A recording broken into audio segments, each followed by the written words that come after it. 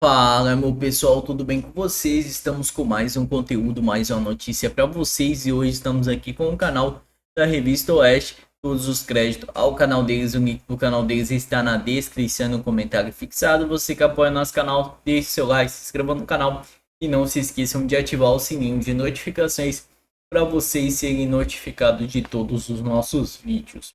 Sem muitas enrolações, vamos pro vídeo. Fase da operação.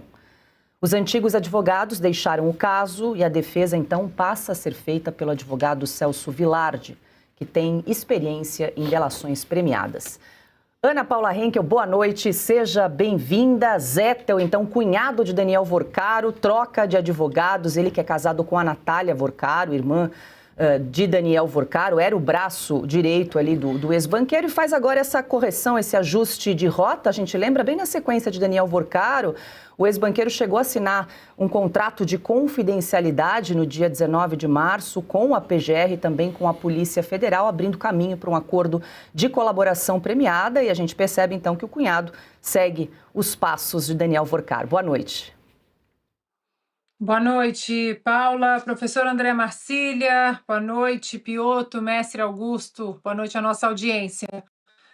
Bem, acho que fica cada dia mais óbvio, né? O desenho começa a ficar muito claro em relação à própria autorização do ministro Alexandre de Moraes, acompanhando a manifestação supernatural, né, da PGR, independente, para a prisão domiciliar do presidente Bolsonaro. É claro que na conta está exatamente isso, Vorcaro fazendo toda essa movimentação para negociar delação, o que, na verdade, só demonstra que estão acuados. O Supremo Tribunal Federal está acuado, as notícias, né, que rolam nos bastidores é que a corte ela está dividida, muitos com medo do que Alexandre de Moraes pode saber ou não sobre alguns ministros, e agora é acompanhar se essa delação realmente vai sair, e se sair,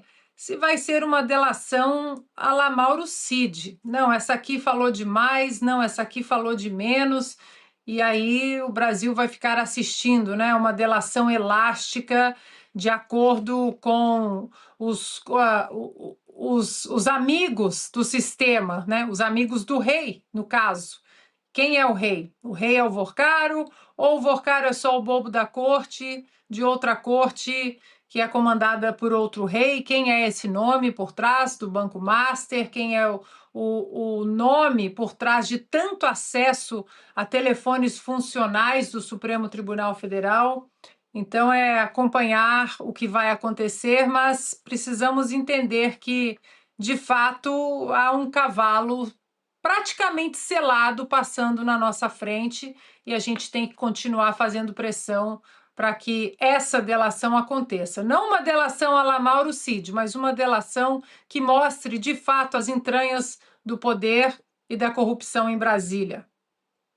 André Marcília, boa noite. Fabiano Zettel, ele que é empresário, pastor da Igreja da Lagoinha, também braço direito do banqueiro, caminha por uma delação, mudou de advogado, agora está com Celso Vilardi, que tem uma experiência ampla aí, com colaborações premiadas desde da época da Operação Lava Jato. E a ideia ali é fazer uma delação cruzada, né, em que ambos participem e ajudem na investigação, e aí os dois se beneficiariam, mas cada um faz a sua delação e a sua negociação própria. É isso, Marcília? Boa noite. É isso. Boa noite, Paula, boa noite, Piotto, Ana, mestre Augusto, boa noite a toda a audiência.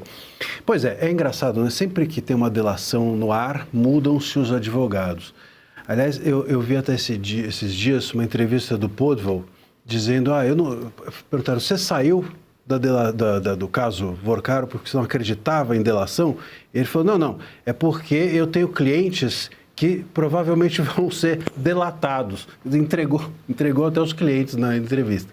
Mas, de alguma forma, são muitos os interesses que compõem uma delação. Então, seja porque não se acredita, seja porque o ramo criminal é outro, seja porque a carteira de clientes se choca com a delação, sempre tem uma mudança quando há uma delação. Mas é um sintoma importante. Mudou advogado, tem delação pela frente. E aqui, no caso do Zettel, ou do cunhado do Vorcaro, também assim conhecido, eu penso que essa delação vai ser talvez mais importante do que a própria delação do Vorcaro. E por que eu digo isso? Porque esse cunhado, esse pastor, esse Zettel, ele é o braço direito do Vorcaro. Ele é o operador financeiro do Vorcaro. Foi ele que negociou os tais 35 milhões que foram destinados à compra de parte do resort Itaiaia e que pode, eventualmente, a depender das investigações, fazer com que a gente descubra que acabou no bolso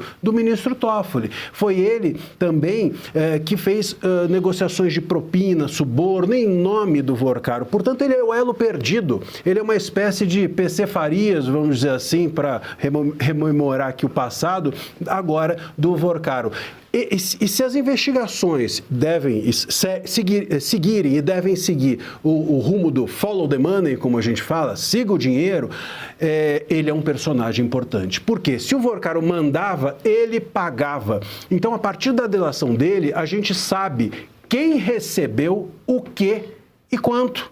E qual a razão? Então, a gente tem no Vorcaro o mandante e a gente tem no cunhado do Vorcaro o executor. É tão importante a delação dele que a notícia que, enfim, circula é de que o próprio Vorcaro está negociando com a Polícia Federal a possibilidade de que a delação do Zettel componha a própria delação do Vorcaro, que as duas delações caminhem juntas justamente pela relevância complementar que uma tem em relação à outra. Então, me parece que se o Vorcaro falar, se o Zettel falar e o Vorcaro falar, nós teremos o quebra-cabeça todo composto e as autoridades todas denunciadas. O Zettel participava, inclusive, daquele grupo de WhatsApp chamado A Turma, também. E ele recebia aquele valor de R$1 milhão e depois distribuía para o sicário, ele que morreu na penitenciária, não, na Superintendência da Polícia Federal em Minas. E, Paula, rapidamente, se o André Mendonça seguir o que ele tem dito, que é não apenas punir os envolvidos, mas também reaver os bilhões do Master,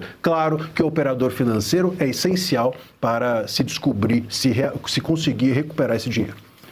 Alberto Piotto, boa noite, seja bem-vindo. Deixa eu incluir mais uma informação aí, já passo a palavra para você, porque Daniel Vorcaro manteve no celular uma minuta de documento atribuída ao Tribunal de Contas da União, que previa a suspensão de toda e qualquer decisão do Banco Central sobre o Banco Master.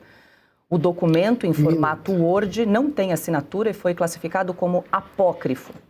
2 versões do texto foram criadas no mesmo dia, em agosto de 2025. A minuta também previa o prazo de 10 dias para oitiva de técnicos do Banco Central. À época, o relator do caso do Master no TCU era o ministro Jonathan de Jesus. Ex-deputado do Republicanos de Roraima, Jonathan de Jesus foi indicado para o TCU por influência de lideranças do Centrão, como o senador Ciro Nogueira. O material foi encontrado entre milhares de arquivos extraídos do celular de Vorcaro, enviados ao Congresso.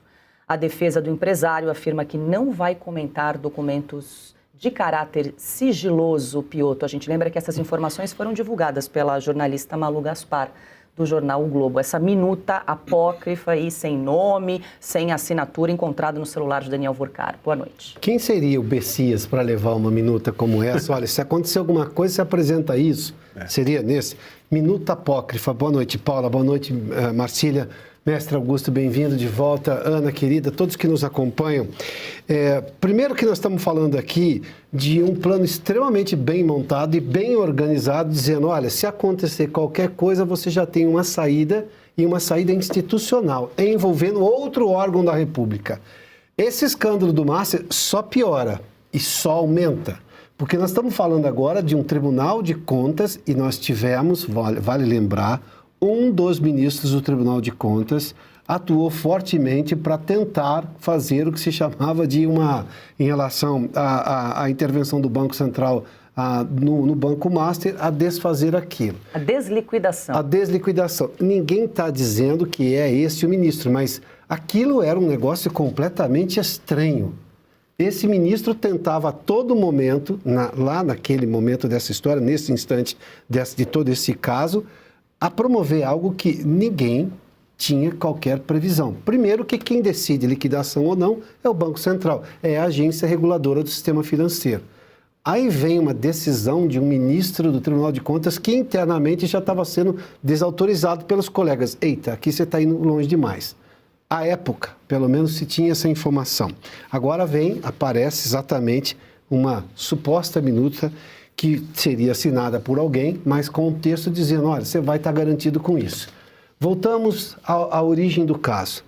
Por que o escândalo do Banco Master aconteceu e aconteceu nessas proporções? Porque antes, uma corte completamente fora de controle com ministros superpoderosos antecedeu tudo isso. Estou me referindo ao Supremo Tribunal Federal, que intervia em todos os campos da República, indicando não apenas outros ministros, como também ministros de cortes. As outras cortes, do Tribunal de Contas, de tribunais regionais aqui nos estados, no Superior Tribunal de Justiça, de procurador desse ou daquele estado. A gente sabia, os ministros do Supremo estavam superpoderosos. O Vorcar olhou para o Supremo naquele momento, ainda superpoderoso, e falou assim, se eu ficar amigo dessa gente, nem que isso me custe 129 milhões, no caso só do contrato com a mulher do Alexandre de Moraes, nada vai me acontecer. Não sabia que viria alguma coisa, um imponderável que começou, digamos, a desmoronar tudo isso, a começar do caso do Taiaiá, onde agora envolve também o Zettel. Por fim, só para voltar ao assunto que antecedeu essa sua segunda intervenção, Paula, o Zettel dizer, vou trocar o advogado para fazer delação, é a prova cabal de que sim, o Vorcaro está disposto a falar tudo.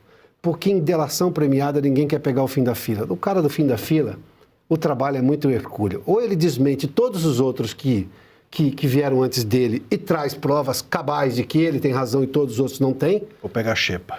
Exatamente. E aí o benefício para ele é pequeno. Então, a chegada do Zettel é a prova cabal de que o sistema vai ruir. Porque ele vai contar. E como já se referiu Marcília, me permita só me juntar a você, ele não vai só dizer para quem ele distribuiu o dinheiro. Ele vai falar quais as reclamações que ouviu e de quem. Você se lembra, por exemplo, do Joesley Batista falando da continha? Tinha uma continha de não sei quantos milhão, para usar a expressão dele, sem plural. Ou mesmo do Palocci contando, não, porque ela exatamente pediu isso, pediu aquele, não sei o quê. Ele vai contar quem, como, qual foi a reação, o que vai demonstrar ainda mais a gravidade do caso. Fala, meu pessoal, estamos aqui no Conexão Política, o site que traz a verdade ao povo. Ano eleitoral, reprovação de Lula atinge 61%. Feito a 6 meses das eleições, levantamento mostra queda de aprovação pessoal do presidente e piora simultânea da avaliação do governo.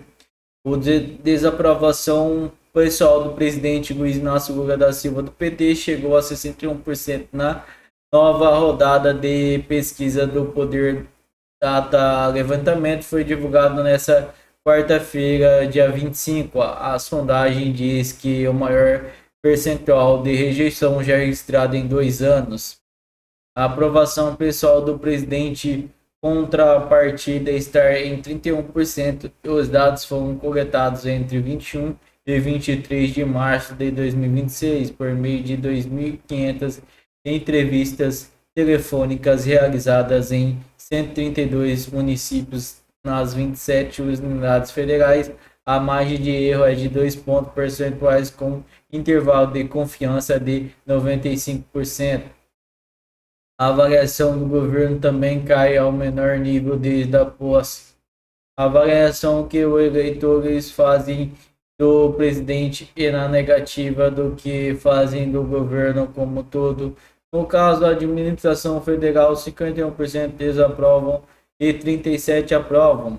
Em 2 anos, de março de 2024 março de 2026, a diferença entre aprovação e desaprovação do presidente triplicou. Antes era 11%, passou para 30 pontos percentuais. Já a aprovação da administração federal, conforme números registrados, o menor patamar desde o início do mandato.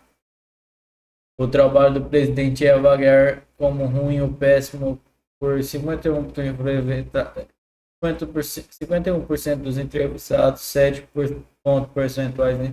Registrado da pesquisa anterior, janeiro de 2026, enquanto o índice era de 44%. Os Já classificaram o desempenho como bom ou ótimo, soma 26, data e 4% pontos, o mesmo período de outros 22% avaliam trabalhar como regular. Rejeição é maior sul e centro-oeste e nordeste mantém base de apoio. Os recortes regionais mantêm o padrão histórico de aprovação mais alta do nordeste na rejeição concentrada do sul, centro-oeste e sul, o centro-sul.